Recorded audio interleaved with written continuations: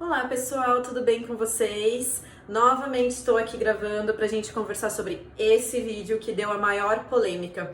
Eu recebi vários comentários e mensagens de pessoas que não conseguiram acessar a live que eu fiz ontem, ou em decorrência da internet, ou porque foi num horário que eu não podia assistir, enfim. Então o que eu resolvi fazer? Gravar esse vídeo para ficar gravado no IGTV, tá? Do Instagram do meu escritório, porque o que acontece? No TikTok as lives não ficam gravadas, infelizmente. Então este vídeo tem o objetivo de fazer uma reprise de tudo que eu abordei na live ontem, tá? Então, para quem não viu, como que eu dividi, né, o vídeo ao vivo ontem? Eu dividi ele em duas partes. Primeiro, a apresentação e respostas críticas que foram feitas ao vídeo. E depois eu entrei no direito propriamente dito ali das mensalidades, tá? Então assim, esse vídeo que eu tô gravando, ele não vai ter corte, vai ser como se eu estivesse falando com vocês ao vivo novamente. Então, se tiver algum erro, alguma coisinha aí no meio, vocês me perdoem, tá? Mas eu realmente não vou fazer corte. Então, começando. Eu sou a Daiane Domanski, eu tenho um escritório de advocacia e a área que eu trabalho é relacionada ao agronegócio, tá? Então, assim, eu tenho especialização em direito tributário, em direito empresarial, planejamento tributário, agronegócio. Então, enfim, quem quiser saber um pouquinho mais do meu currículo, pode correr lá no meu site, no site do escritório, desculpa, que é domanskiadvocacia.com.br, que lá vai ter todo o meu currículo, enfim, para quem tiver interesse, tá? Então, vamos às críticas, né, pessoal? O que aconteceu? Alguns advogados, eu acredito que sejam advogados, vieram comentar no vídeo falando que eu estava infringindo as normas do Código de Ética da OAB, porque o meu vídeo eles acharam que era um tanto apelativo, enfim, eu não sei qual foi a fundamentação correta que eles usaram, mas eles falaram que eu estava aí agindo contra o Código de Ética da Advocacia.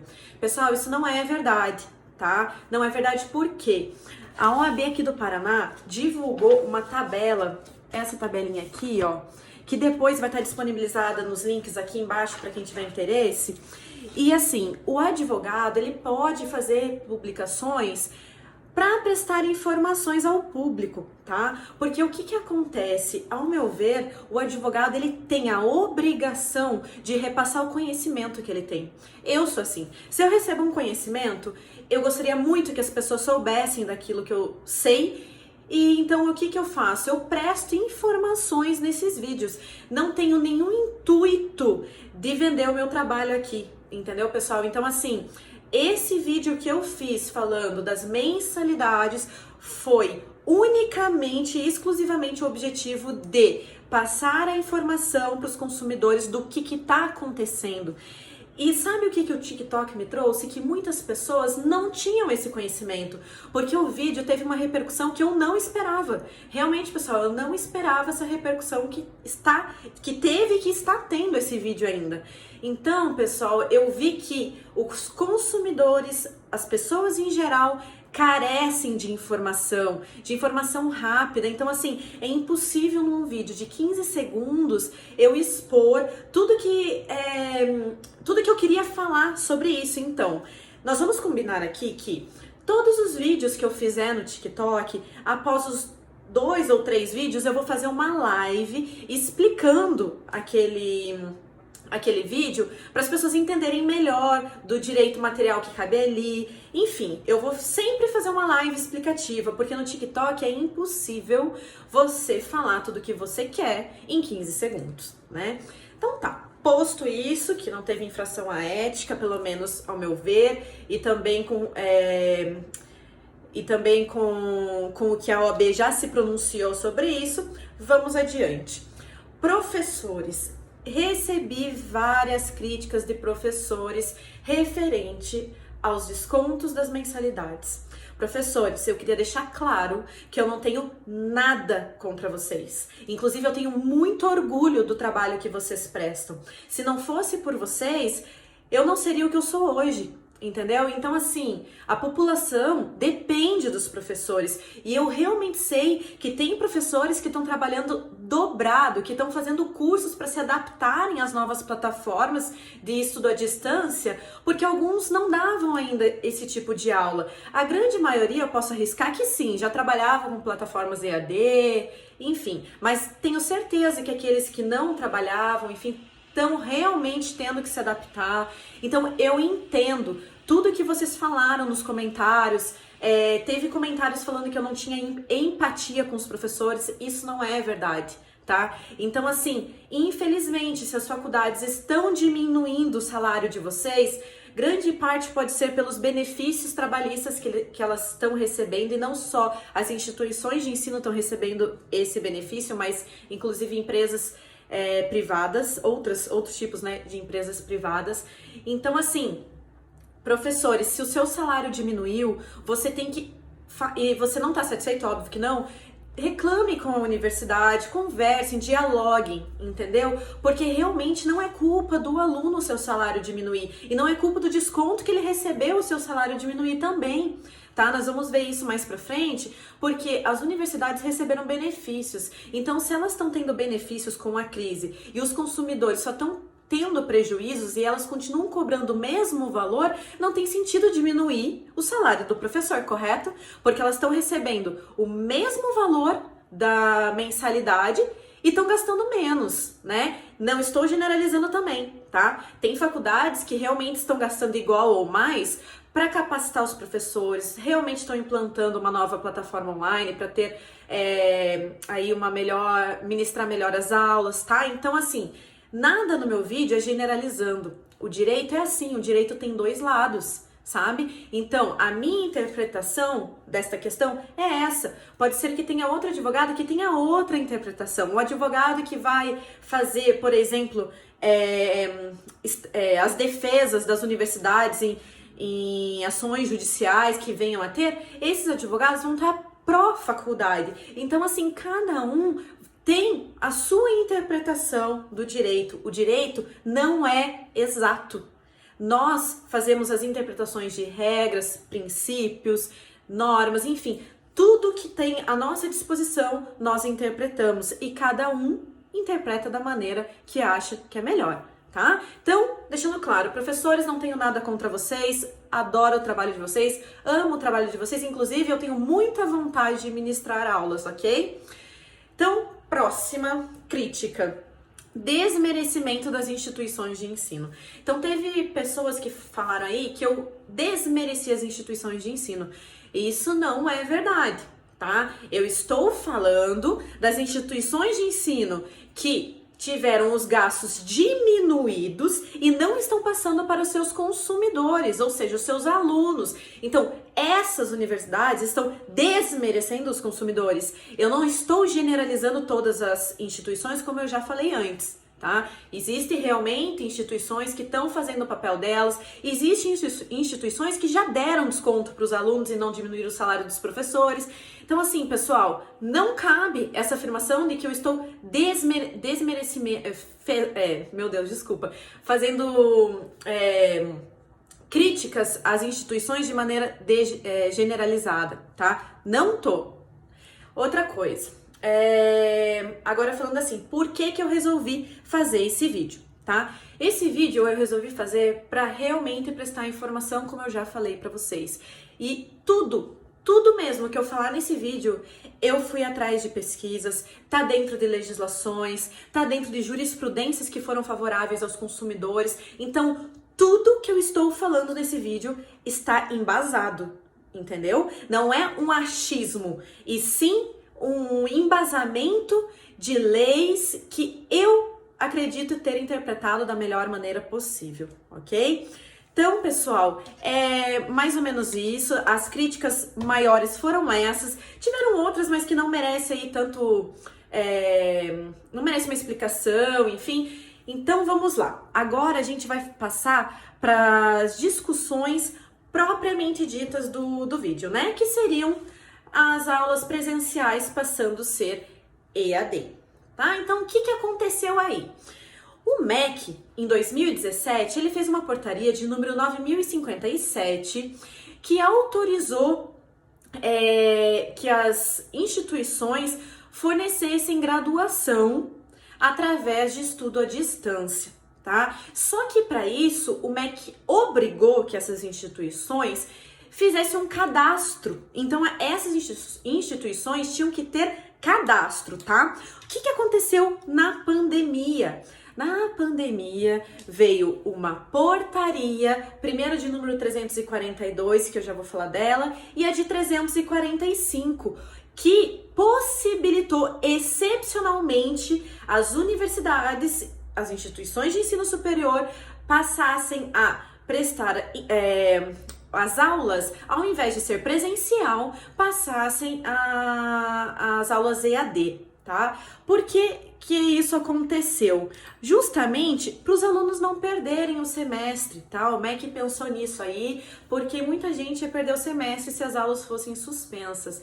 Mas ainda teve uma possibilidade de suspensão das aulas, e não só essa passagem de presencial para estudo à distância, tá? Então, o que o artigo o artigo 1º da portaria 345 fala? Fica autorizado em caráter excepcional a substituição de disciplinas presenciais em andamento por aulas, prestem atenção nessa definição, que utilizem meios e tecnologias de informação e comunicação por instituição de educação superior integrante no Sistema Federal de Ensino, tá? Então, possibilitou-se que as universidades passassem a ministrar as aulas presenciais em EAD sem qualquer tipo de credenciamento, tá? A portaria 342, que era anterior a essa aí, falava que os cursos de medicina não poderiam ter aula através do sistema EAD, tá? Só que a 345 veio e modificou isso. Agora, o que diz sobre o curso de medicina? Então, no parágrafo 4º dessa portaria está escrito assim: especificamente para o curso de medicina, fica autorizada a substituição de, que trata o CAPT, ou seja, aula presencial para aula EAD, as disciplinas teóricas cognitivas do 1º ao 4º ano do curso, ou seja, matérias laboratoriais não poderão ser ministradas através do EAD. Isso, quem fala é o MEC, tá? Então, está lá na portaria 345. Eu vou deixar o link aqui também dessa portaria. E, assim, de tudo que eu estiver falando aqui, eu vou deixar o link para vocês terem acesso a esse conhecimento, ok? Então, tá. E aí, o que veio, né? A discussão aqui nesse vídeo foi enorme, né? No vídeo que eu postei, desculpa, foi enorme quanto a diferença de aula EAD para aula online ou aula remota, certo? Vamos lá. O MEC, nessa portaria 1057 de 2017, ele define o estudo à distância da seguinte maneira: considera-se educação à distância a modalidade educacional na qual a mediação didático-pedagógica nos processos de ensino e aprendizagem ocorra com a utilização de meios e tecnologias de informação e comunicação. Percebem, pessoal, que é a mesma coisa que aborda a portaria 345? Que as aulas poderiam passar de presencial para para aulas que utilizem meio de tecnologia, informação e comunicação, ou seja, aulas EAD, de acordo com a definição do MEC. Então, as pessoas fazem, agora, vou deixar bem claro isso, depois do surgimento da pandemia, surtiu assim um efeito gigantesco, muitas pessoas falando da diferença entre aula remota e EAD. A maior diferença que as pessoas falam, enfim, é referente ao conteúdo de EAD e de aula remota. O conteúdo da EAD seria uma aula estática, um conteúdo estático, ou seja, uma aula assíncrona. E na aula remota seria ali um conteúdo ao vivo Então seria uma aula síncrona. Prestem bem atenção nessas duas palavras, assíncronas e síncronas.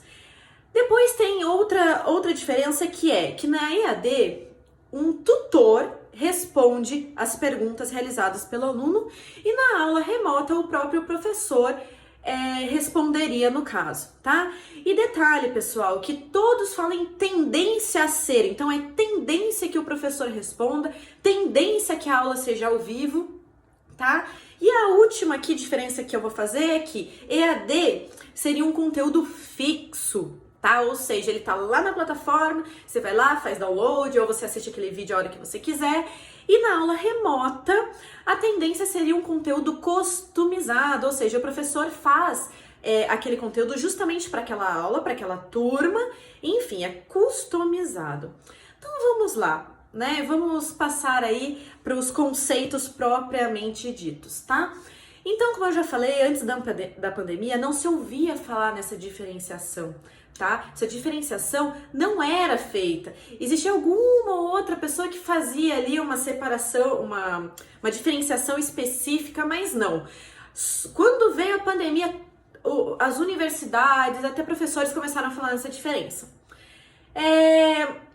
Existe um curso ministrado pela Universidade Federal ABC, que é de São Paulo, que é um curso de capacitação para docentes. E lá eles têm uma aula chamada Fundamentos da Comunicação Virtual. É muito legal esse texto, eu vou postar aqui também o link desse texto, porque é muito legal de a gente ler e saber as diferenciações, tá? Então, o que diz, né, essa aula que foi ministrada lá pela Universidade Federal de São Paulo, né, a ABC, desculpa. Que nós temos no EAD 5 gerações. O EAD o estudo à distância passou por 5 gerações.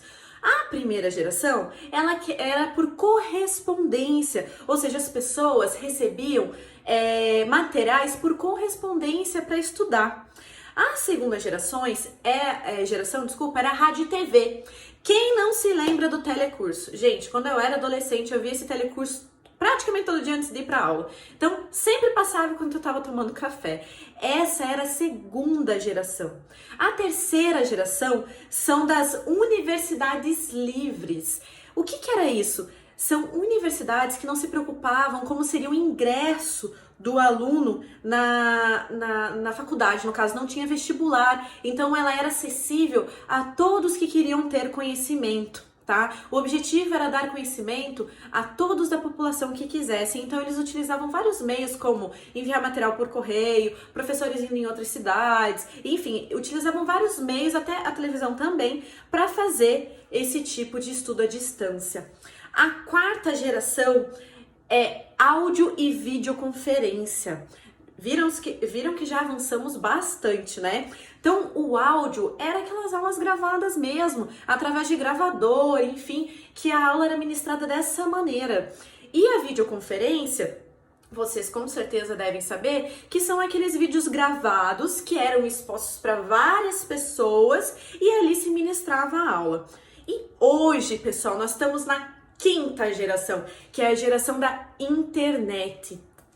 Então assim, vocês viram que ela evoluiu muito e hoje a geração da internet, o que se quer, o que a gente tem, né, vamos dizer assim, a comunicação entre professor e aluno hoje é essencial para o aprendizado, tá? Então, chegamos aqui na classificação de assíncronas e síncronas, essas duas palavrinhas.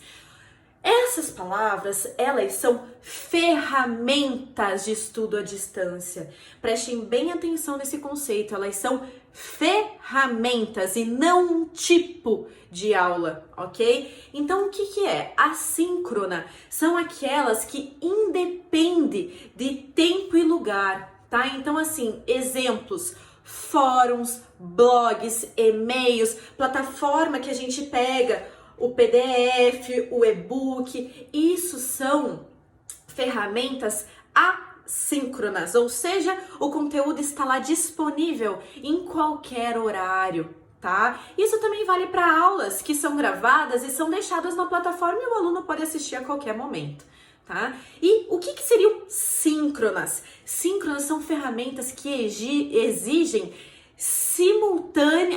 participação simultânea de professor e aluno, ou seja, aula ao vivo, ok? Então essa é uma ferramenta síncrona. O que nós temos aí de exemplo, né? Audioconferência, videoconferência, webconferência, tudo aquilo que tem a comunicação direta, tá? Então aqui eu vou dar um exemplo pessoal, tá? Do que acontece em EAD. Pessoal, eu faço um MBA, que é em estudo à distância, só que as minhas aulas são ao vivo, toda quarta-feira, das 7 às 11 da noite. E nessas aulas o meu professor responde as perguntas. Então assim, a gente envia a pergunta, ele responde, se ele não consegue responder naquela aula, ele responde por e-mail, tá? Então vocês percebem aqui que tem é uma aula híbrida, porque nós temos a ferramenta assíncrona, que é a minha aula ao vivo, com hora marcada, com a participação simultânea de professor e aluno, mas também a ferramenta assíncrona, que eu posso pegar a aula e ver quando eu quiser, porque aquela aula fica gravada, assim como tem conteúdos, tá, pessoal? Então, aqui deu para vocês verem bem a diferença dessas ferramentas de assíncrona e síncrona, correto? E o que temos mais de exemplo? Como eu já falei, nas minhas aulas EAD, não é um tutor que responde as perguntas, mas sim um professor, tá? Então, existe aulas de estudo à distância que o próprio professor responde as perguntas, não é só o tutor. Tá, o pessoal tá generalizando, falando que EAD só tutor responde as perguntas, e não é, pessoal, não é assim que funciona, tá? Então, o que mais nós temos? Conteúdo estático não é uma verdade, porque existem muitos professores, inclusive professores meus, que fazem material justamente para aquela aula que ele vai ministrar, tá? Por exemplo, no meu curso aparecem no chat mais de 235 pessoas ali. Então, assim, ele ministra a aula, ele sabe para quem ele está falando e ele faz um conteúdo exclusivo. E o pessoal conversa simultaneamente sobre aquele conteúdo que foi customizado justamente para aquela aula. Então, resumindo aqui, por isso que eu não acho que tem diferença a aula remota e EAD. A aula remota é uma ferramenta do estudo à distância, pessoal, pelo menos no meu entender, tá? E no que o MEC diz. Então eu penso assim, se realmente existir uma diferença, como todo mundo está fazendo, de aula remota para EAD, o MEC tem que vir e fazer essa definição, porque é ele que legisla e regulamenta as atividades das instituições de ensino superior, ok? Pronto, pessoal. Visto isso, agora a gente passa para o contrato realizado entre as partes aí propriamente dito, que é os alunos e as instituições de ensino superior, tá? Então, pessoal, aquele aluno que fechou um contrato com uma universidade de aulas presenciais, ele é o quê? Eu vou até pegar um livrinho aqui para vocês. Ele é consumidor, sim. Ele é consumidor, por quê? Porque ele fez um contrato, assinou um contrato de prestação de serviço educacional presencial e ele recebe essa educação como consumidor final, certo? É para ele aquela educação. E do outro lado, nós temos como fornecedor do ensino as instituições de ensino superior. Então temos consumidor e fornecedor, certo? Então, visto isso, nós sabemos que, neste caso desses contratos de aula presencial assinado pelos alunos, cabe a aplicação do Código do Consumidor. Pessoal, sabendo disso, nós temos 2 artigos importantíssimos nesse caso, tá? O primeiro é o artigo 4º, inciso 2º, a linha D, e o outro é o artigo 20, parágrafo 2º. O que diz esses artigos? Eles informam que é garantido ao consumidor a prestação de serviço adequado e de qualidade e que os fornecedores respondem objetivamente, eu frisei isso, objetivamente, pelo produto, pelo serviço, né, que a qualidade baixou, né, ou tornou ele impróprio, tá? Então, assim, aqueles serviços que tiveram vício de qualidade e que se tornou impróprio, ou que diminuiu o seu valor, as instituições de ensino respondem objetivamente. O que é isso? É responder sem ter que ser apresentada a culpa, ou seja, não interessa se houve culpa ou não da instituição, ok, pessoal? Então, o que acontece? Muitas universidades, não são todas, eu vou frisar isso, não são todas, mas muitas estão deixando de prestar um serviço educacional adequado e de qualidade, tá? E, ao meu ver, não é plausível a justificativa de que não estávamos preparados para a pandemia, ou não estávamos preparados para ministrar aula EAD, porque muitas, não todas, mas muitas universidades têm aí plataforma EAD e já vem prestando cursos EAD há algum tempo. Tá, pessoal? Eu recebi alguns comentários de pessoas assim que não estão conseguindo estudar através dessa educação à distância, não estão conseguindo ter acesso à plataforma, algumas pessoas não têm nem internet em casa ou notebook para acessar, tá? Então, essa é uma situação muito, muito, muito, muito complicada, tá? E o que aconteceu aí nesse contrato, né, nessa pandemia, nesse contrato de prestação de serviço? Os consumidores, eles tiveram aí um desequilíbrio, né, nesse contrato. Não só os consumidores, entre consumidor e fornecedor, entre aluno e instituição. Houve um desequilíbrio, tá? O Código Civil, ele trata a matéria de contratos de maneira assim, tem uma norma geral que diz que todos os contratos devem ser executados da maneira em que foram firmados. Essa é a regra geral, mas para toda a regra geral existe uma exceção. E a exceção é o quê? Gente, a exceção é o que aconteceu agora na pandemia, entendeu? Porque o artigo 393 dispõe que o devedor não responde pelos prejuízos resultantes de caso fortuito e força maior.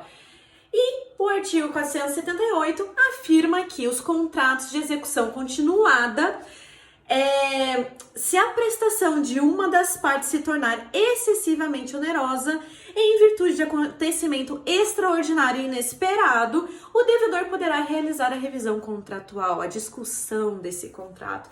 Pessoal, hoje nada mais temos do que uma situação de calamidade pública. Ninguém estava esperando a pandemia, então é um caso, sim, fortuito de força maior, tá? É um caso excepcional e inesperado. Então, esses artigos 393 e 478 do Código Civil é aplicado ao caso das instituições de ensino, tá? Que tiveram aí seus gastos diminuídos, enfim, e que passaram as aulas presenciais para estudo à distância, tá? Essa é a minha interpretação da lei, ok? Então, assim, para que se restabeleça esse equilíbrio entre aluno e instituição, prejudicado aí por causa fortuito, força maior, enfim, prejudicado pela pandemia, pelo Covid-19, nós precisamos ter 3 requisitos presentes para fazer essa revisão contratual. O primeiro é o quê? Evento futuro imprevisível, capaz de modificar as relações econômicas. Gente, não é segredo para ninguém que a pandemia veio, derrubou a economia do Brasil, derrubou a sua economia. Você pode ter sido demitido, ter tido teu salário reduzido. Muitas empresas acabaram reduzindo realmente o salário, tá? Então, assim, você foi prejudicado nessa pandemia, tá? E por um evento imprevisível, você não contava em ser demitido, você não contava em ter o seu salário reduzido, né? O outro requisito é a excessiva onerosidade de uma das partes. Pessoal, o que seria essa excessiva onerosidade? Um aluno que contrata um curso presencial e paga R$2.000 não é o mesmo aluno que contrata o EAD, não é a mesma coisa do que contratar um curso EAD e pagar R$ 700. Então, assim, você não tá tendo uma aula presencial, por quê? Óbvio, as universidades também não tiveram culpa, não, do que aconteceu na pandemia, tá? Elas puderam ter a opção de fazer a aula aí através do ensino à distância para os alunos. Elas tiveram essa opção, o MEC concedeu para elas. Então, assim, também foram afetadas, a gente sabe, mas o consumidor teve uma desvantagem excessiva, porque muitas aulas não estão sendo de qualidade, muitos alunos não conseguem ter acesso, então vocês tiveram uma onerosidade excessiva. E aqui cabe também, como no caso acima, a diminuição do salário, enfim, de tudo que eu já relatei agora há pouco. E vantagem não razoável para a outra parte. Pessoal, aqui cabe às instituições de ensino que foram agraciadas com diversos benefícios, tá? Depois eu vou citar alguns deles, mas assim, sabemos que o pessoal que está em casa não está utilizando o campus. E a aula EAD não é a mesma coisa que a aula presencial, entende? Então, a universidade, sim, ela está num patamar aqui e os consumidores aqui. Então, teve um desequilíbrio. Nós temos que deixar assim novamente. Então, nós temos que buscar o equilíbrio.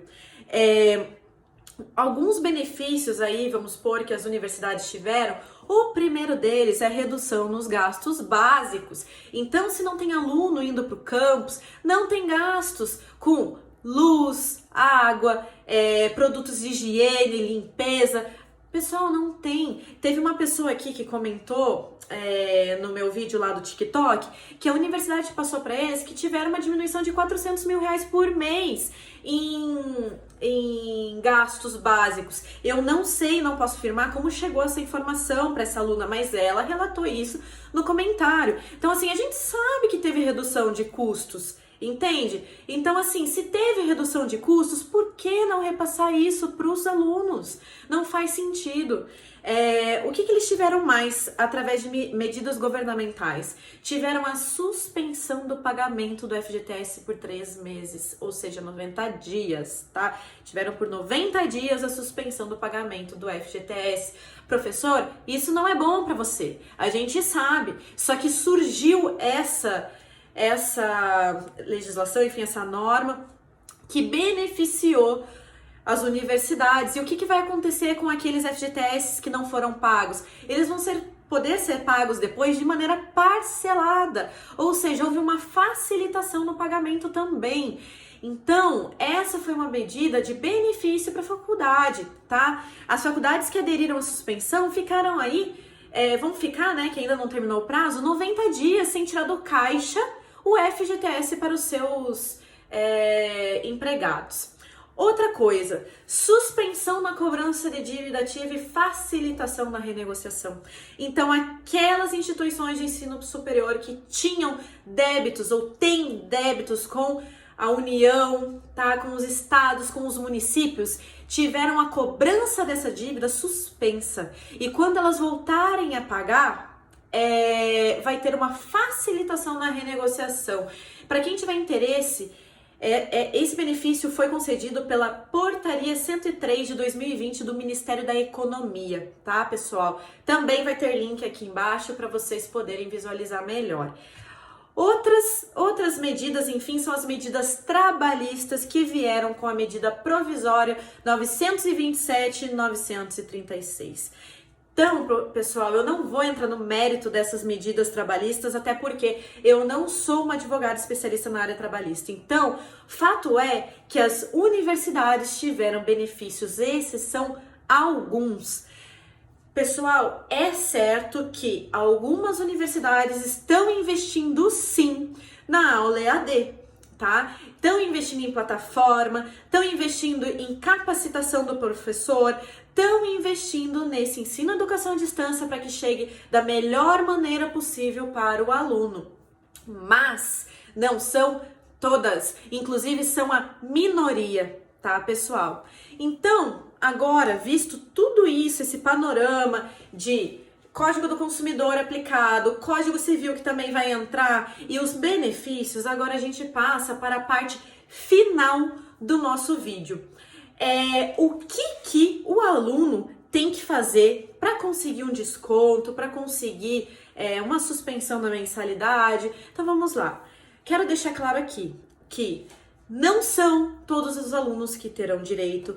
Cada caso é um caso, deve ser analisado minuciosamente cada detalhe para saber se vai ter direito, se não vai ter direito. Tem que analisar o lado da instituição de ensino também. Então, todos os lados devem ser analisados e, primeiramente, o que o aluno deve fazer? Deve fazer uma solicitação formal para as universidades relatando o que está acontecendo na sua vida pessoal também, vamos dizer assim, e nessas aulas que eles estão ministrando de baixa qualidade, enfim, ou dos gastos que eles não estão tendo. Então, a primeira conversa, pessoal, não é uma conversa jurídica. A primeira conversa é uma conversa administrativa, é uma conversa extrajudicial, é uma tua conversa com a faculdade. As faculdades devem dialogar com os alunos, as faculdades devem analisar os pedidos que estão chegando, porque muitas delas, infelizmente, estão ignorando. E aí o que acontece? A única medida que cabe quando uma universidade não analisa o pedido realizado ou nega sem fundamento nenhum, a única medida que cabe é uma medida judicial. Tá? É através da justiça. Então, assim, primeiro passo, faculdade conversem com os alunos, aluno converse com a sua faculdade de uma maneira formal, façam isso para que vocês tenham uma resposta. Caso não haja essa resposta, ou a resposta seja negativa e você se sinta no direito de pedir aí um desconto, enfim, porque você acredita que esse é um direito seu, a única medida é entrar judicialmente com uma petição aí, sabe, pra gente rever essas questões e tentar equilibrar os dois lados da moeda, né? Então, se vocês têm um advogado de confiança que vocês possam procurar, vão atrás do direito de vocês, que vocês acreditam ter, tá? Mas repriso, somente depois de uma formalização de um pedido negado da universidade. A universidade, cabe a ela, primeiramente, o direito de responder vocês sobre esses assuntos, ok? Então, assim, pessoal, para fechar, não existe fórmula mágica porque eu estou falando. Como eu já falei, cada caso é um caso. A advocacia não é exata. Nós dependemos de interpretação. Não quer dizer que porque você entrou com uma ação judicial, você vai ganhar. Entende? Porque depende da interpretação também de outras pessoas. Por exemplo, nós já temos decisões favoráveis no Paraná pela suspensão da mensalidade. Nós tivemos um caso também que até foi relatado aqui no comentário, na Bahia, que o pessoal conseguiu aí o desconto através da via judicial. Mas não quer dizer que você entrando, você vai ganhar, entende? O trabalho da advocacia não é um trabalho de fim, mas um trabalho de meio. Então estejam cientes disso. O advogado, ele utiliza tudo que está ao alcance dele para comprovar e fundamentar a tese dele, tá bom, pessoal? Então, eu espero que vocês tenham gostado desse vídeo. Esse vídeo foi realmente uma reprise de tudo que eu falei na live, tá? E se vocês ficarem com alguma dúvida, por favor, comentem, que eu prometo que vou tentar responder. E se eu não conseguir responder, eu vou fazer um vídeo com as maiores perguntas, enfim, porque, pessoal, às vezes é impossível responder tanto comentário, tá? Aquelas pessoas que quiserem entrar em contato também, eu vou deixar o meu e-mail. O meu e-mail é domanski@domanskiadvocacia.com.br, tá bom, pessoal? É isso. Muito obrigada por assistir esse vídeo e até mais. Tchau, tchau.